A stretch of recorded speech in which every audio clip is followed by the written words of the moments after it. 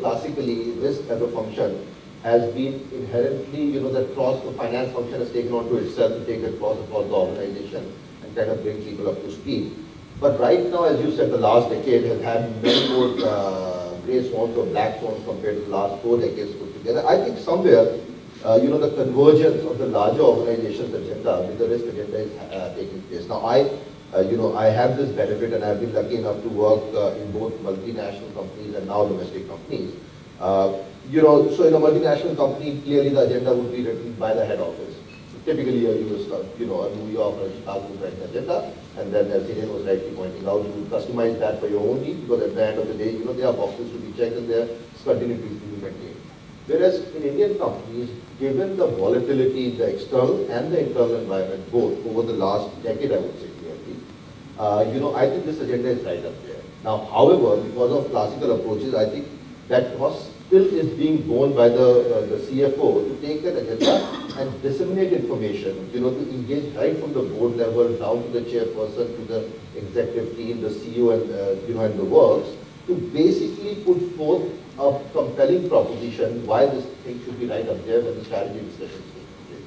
Because you can't have strategy in isolation of risk or the other way around. I mean, as Hiren was rightly pointing out, you can do all the risk management, but then you're competing in a competitive scenario. You can't have 35 forms to be signed, because there is competition out there. But where is the right balance? When you're having a go-to-market strategy on your strategy, do you want to also step back and say, hey, look, by the way, what if this happens? Do we have a plan B on this thing? Is there a disaster recovery plan? Now, we might not want to plan for a tsunami, but what about, X, Y, Z? So I think what I've seen in HT, for example, now classically, as you said, it's a very old organization, 90 years now, this year. And we started this whole professionalization journey only in the last 10 years. And I've been fortunate to work for now more than 5 years with this organization. And I guess it's right up on the board.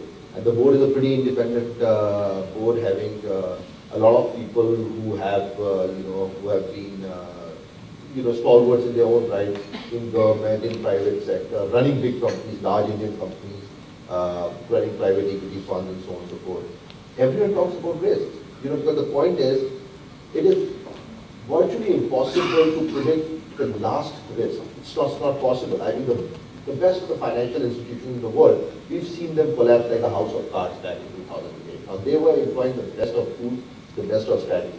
But is it possible to go up to the 80th percentile, 85th percentile using tools which Amish was alluding to? I think it is. I think we can do scenario planning and at least bring people on the same page that, these are the possible consequences that, or the scenarios which can pan out, and should we go this road versus that road. So I clearly think Indian companies are getting more prepared than they were earlier, because they don't have a benefit of a head office sitting in US.